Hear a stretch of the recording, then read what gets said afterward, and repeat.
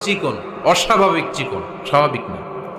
তো উনিও এটা ঢেকে রাখতেন, দেখাতেন না কাউকে। একদিন উনি খেজুর পাড়ার জন্য খেজুর গাছে উঠলেন। খেজুর গাছে ওঠার পরে নিচ থেকে সাহাবারা পায়ের চিকন নলা দেখে ফেলছে। দেখে সবাই হাসি, সবাই হেসে কুটি কুটি। বিশ্বনবী বললেন, হেসো না, খবরদার, আমার ইবনে মাসুদের পায়ের চিকন নলা দেখে হেসো না। আমার ইবনে মাসুদের এই পায়ের চিকন নলা যদি মিজানের পাল্লায় উঠিয়ে দেয়া হয়, কিয়ামতের দিন উহুদ পাহাড়ের চেয়েও ভারী হয়ে যাবে। খবরদার, আমার ইবনে মাসুদকে আমার আল্লাহ অনেক পছন্দ করে, তার পা চিকন দেখে তাকে তুচ্ছ করো না। আল্লাহর হাবিব সাল্লাল্লাহু আলাইহি ইসলামের 11 জন স্ত্রীর মধ্য থেকে একজন স্ত্রী ছিলেন একজন স্থূল আকৃতির, অবিসিটি ছিল, একটু মোটা।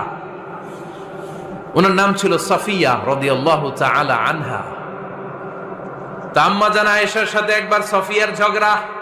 নবীদের বউদের মাঝে মাঝে ঝগড়া হতো, তবে সেটা হতো মধুর ঝগড়া।